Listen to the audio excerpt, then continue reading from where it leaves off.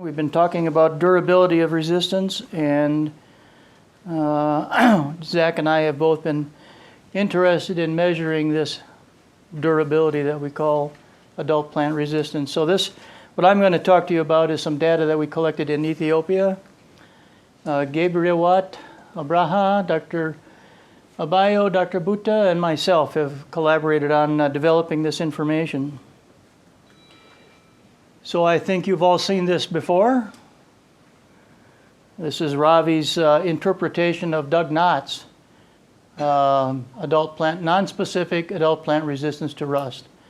And this is Ravi's graph, and he's shown it many times. You've seen it here a few times today. But a line that has no genes for resistance, the disease progress will be logarithmic and quite high. If there is one or two minor genes, there's much less. Disease development is slow. More genes, more host plant resistance.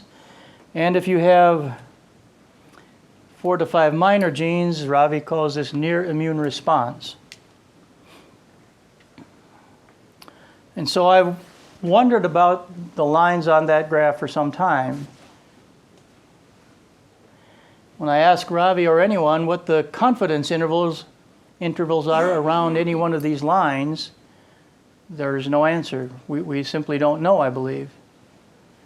And we also don't know whether yield loss or yield protection between this class, for example, and this class is adequate or inadequate.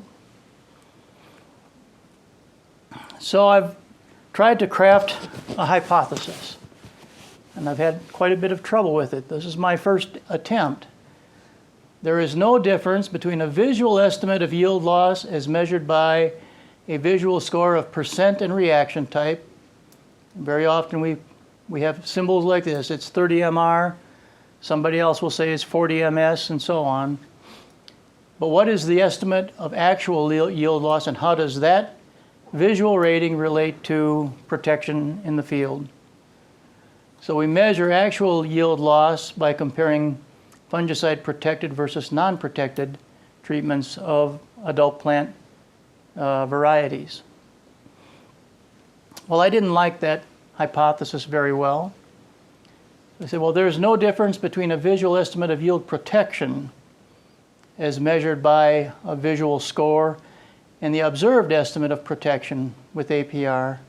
And again, we measure that protection by protected versus non-protected protected versus non-protected fungicide treatments on adult plant-resistant varieties. But this is the one that I'm going to go with for today, draft number 3.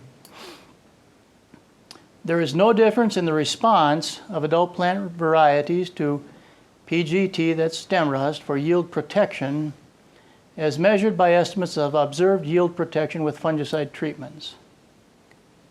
So that's the hypothesis under test.